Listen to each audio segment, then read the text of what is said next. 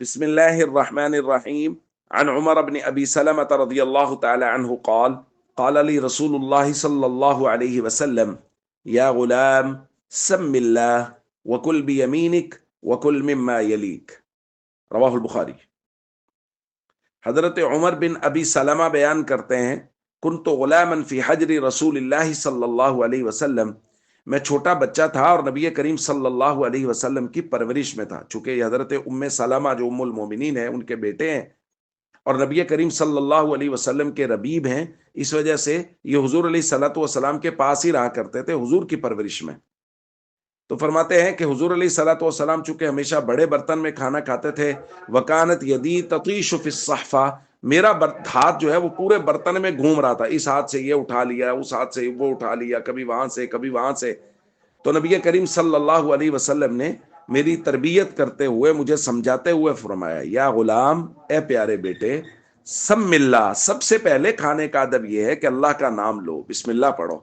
دوسرا وکل بیمینک، اپنے دائیں ہاتھ سے کھاؤ، یعنی ایسا نہیں ہے کہ اس ہاتھ سے یہ اٹھا لیا اس ہاتھ سے وہ اٹھا لیا، بلکہ صرف دائیں ہاتھ سے کھانا کھاؤ.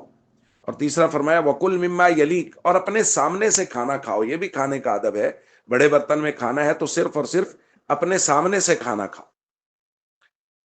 دوستو، یہ خوش قسمت صحابی ہیں حضرت عمر بن ابی سلمہ، جو نبی کریم صلی اللہ علیہ وسلم کی پرورش میں وقت گزارے ہیں. حضور علیہ الصلوۃ والسلام خود ان کی تربیت فرما رہے ہیں. اس روایت سے ایک بات تو ہمیں یہ بہت وضاحت سے معلوم ہو گئی کہ چھوٹے بچوں کی تربیت کرنا گھر کے افراد کی ذمہ داری ہے، والدین کی ذمہ داری ہے.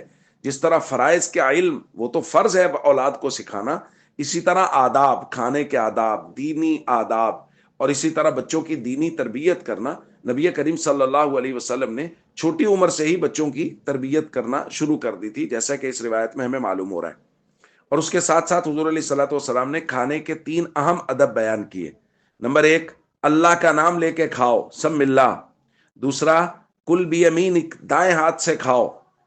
ہمارے یہاں بہت سارے لوگ فیشن کے طور پہ یا اور بلا وجہ ہی بائیں ہاتھ سے کھانا کھا رہے ہوتے ہیں، دائیں ہاتھ سے کھاؤ.